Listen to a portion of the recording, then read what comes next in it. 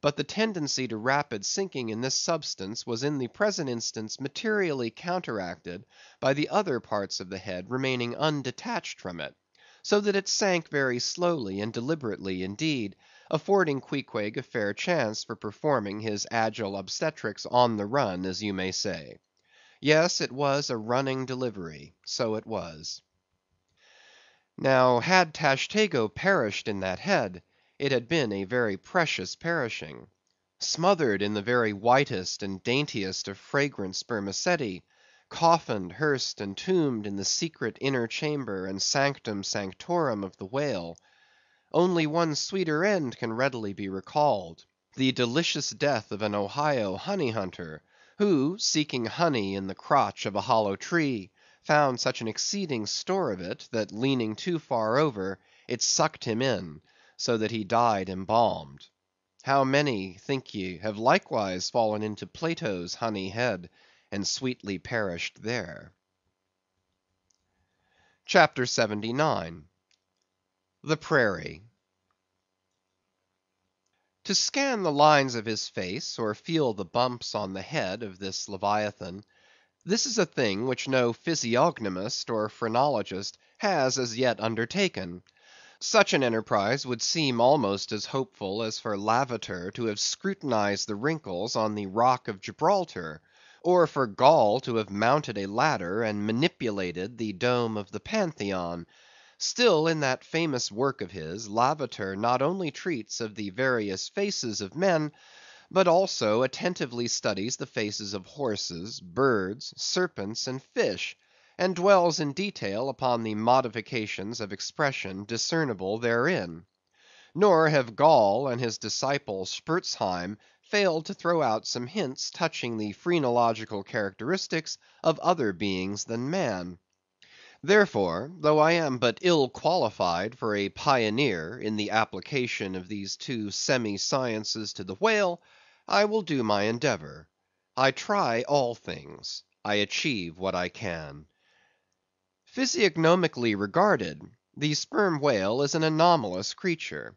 He has no proper nose; and since the nose is the central and most conspicuous of the features, and since it perhaps most modifies and finally controls their combined expression, hence it would seem that its entire absence, as an external appendage, must very largely affect the countenance of the whale.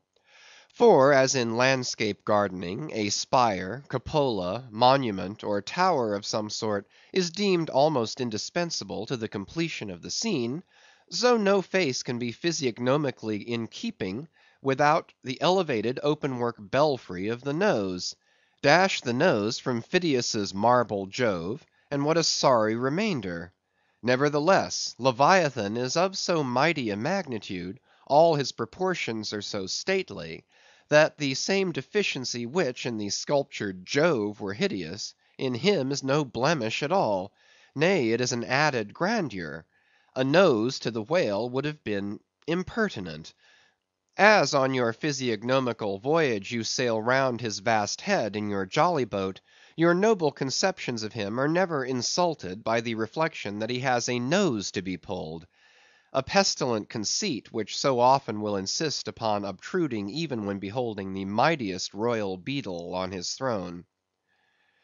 In some particulars, perhaps the most imposing physiognomical view to be had of the sperm whale is that of the full front of his head. This aspect is sublime. In thought, a fine human brow is like the east when troubled with the morning. In the repose of the pasture, the curled brow of the bull has a touch of the grand in it. Pushing heavy cannon up mountain defiles, the elephant's brow is majestic. Human or animal, the mystical brow is as that great golden seal affixed by the German emperors to their decrees. It signifies, God, done this day by my hand. But in most creatures, nay, in man himself, very often the brow is but a mere strip of Alpine land lying along the snow line. Few are the foreheads which, like Shakespeare's or Melanchthon's, rise so high and descend so low, that the eyes themselves seem clear, eternal, tideless mountain lakes; and all above them in the forehead's wrinkles you seem to track the antlered thoughts descending there to drink, as the Highland hunters track the snow prints of the deer. But in the great sperm whale this high and mighty, godlike dignity inherent in the brow is so immensely amplified, that gazing on it in that full front view, you feel the deity and the dread powers more forcibly than in beholding any other object of living nature. For you see no one point precisely, not one distinct feature is revealed, no nose, eyes, ears, or mouth, no face, he has none proper, nothing but that one broad firmament of a forehead, pleated with riddles, dumbly lowering with the doom of boats and ships and men. Nor, in profile, does this wondrous brow diminish, though that way viewed its grandeur does not domineer upon you so. In profile, you plainly perceive that horizontal, semi-crescentic depression in the forehead's middle, which in man is Lavater's mark of genius. But how? Genius in the sperm whale? Has the sperm whale ever written a book, spoken a speech? No, his great genius is declared in his doing nothing particular to prove it. It is, moreover, declared in his pyramidical silence.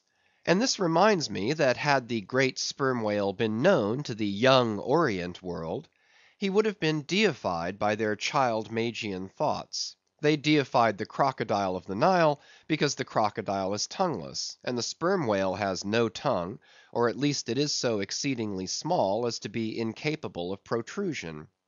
If hereafter any highly cultured, poetical nation shall lure back to their birthright the merry May day gods of old, and livingly enthrone them again in the now egotistical sky, in the now unhaunted hill, then be sure, exalted to Jove's high seat, the great sperm whale shall lord it. Champollion deciphered the wrinkled granite hieroglyphics. But there is no Champollion to decipher the Egypt of every man's and every being's face. Physiognomy, like every other human science, is but a passing fable. If, then, Sir William Jones, who read in 30 languages, could not read the simplest peasant's face in its profounder and more subtle meanings, how may unlettered Ishmael hope to read the awful Chaldee of the sperm whale's brow? I but put that brow before you. Read it if you can. CHAPTER 80. The Nut. If the sperm whale be physiognomically a sphinx, to the phrenologist his brain seems that geometrical circle which it is impossible to square. In the full-grown creature the skull will measure at least 20 feet in length. Unhinge the lower jaw, and the side view of this skull is as the side of a moderately inclined plane resting throughout on a level base. But in life, as we have elsewhere seen, this inclined plane is angularly filled up, and almost squared by the enormous superincumbent mass of the junk and sperm. At the high end of the skull forms a crater to bed that part of the mass, while under the long floor of this crater, in another cavity seldom exceeding 10 inches in length, and as many in depth, reposes the mere handful of this monster's brain. The brain is at least 20 feet from his apparent forehead in life. It is hidden away behind its vast outworks, like the innermost citadel within the amplified fortifications of Quebec. So like a choice casket is it secreted in him, that I have known some whalemen who peremptorily deny that the sperm whale has any other brain than that palpable semblance of one formed by the cubic yards of his sperm magazine. Lying in strange folds, courses, and convolutions, to their apprehensions it seems more in keeping with the idea of his general might to regard that mystic part of him as the seat of his intelligence.